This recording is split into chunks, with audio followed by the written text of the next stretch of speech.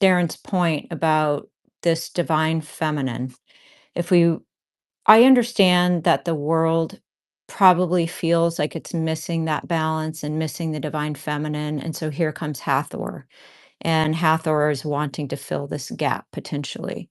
I just want to take a look at Hathor as an individual goddess and ask ourselves if we really want Hathor filling this gap. So we have Hathor. Let's just take Chris Bledsoe because he's so well known and his story is so well known. We have Chris Bledsoe, who is living a great life. And then suddenly, he's thrown into a lot of turmoil and anguish. He starts living a horrible life by just normal standards. And he's abducted by Hathor. He's missing 4 hours. His child is terrified. He sees what we would refer to as aliens. For years he's sick, and his family, his entire family, is tormented by shadow beings. His oldest son actually moves out of the house because he's so afraid of these creatures. His oldest son is convinced they're demonic, and Chris had to keep telling him no, no, no, and he has to convince him that he's not demonic. So here comes Hathor. Hathor then tells Chris that all of that was orchestrated by her. She takes responsibility for this. She tells Chris that he made a bargain with her when he was abducted in the ship, and that he has to go through with this bargain.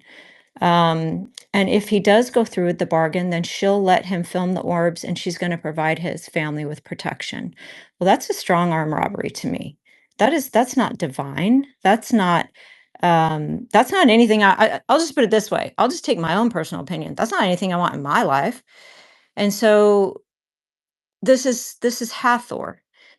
Is this creature the one we want filling the divine feminine role? She is, her main message, and this is at the end of Chris's book. The main message is go out, pray to the universe, do CE5, and just leave yourself open, to the response.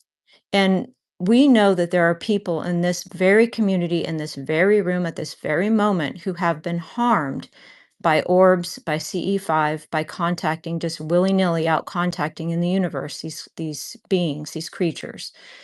And so we know then, just by using logic, that Chris Bledsoe's divine feminine Hathor, who also accepts, blood sacrifices, by the way, and many gods have, so that's not necessarily the only criteria, but she wants us to go out into the universe with zero discernment whatsoever and do CE5. And we know that it can cause harm to people, physical harm, psychological harm. We know you can bring home the shadow people by doing this. So that just doesn't seem like the kind of female divine entity I would want in my life. And I think at some point in the future, and probably starting right now, we're all going to be making that decision. Is this my divine feminine creature I'm going to devote myself to, the one that I want in my life? My answer is no. Now, each person in this room and all the people surrounding us, they're going to have to answer that for themselves someday, and it might be coming up quicker than we realize.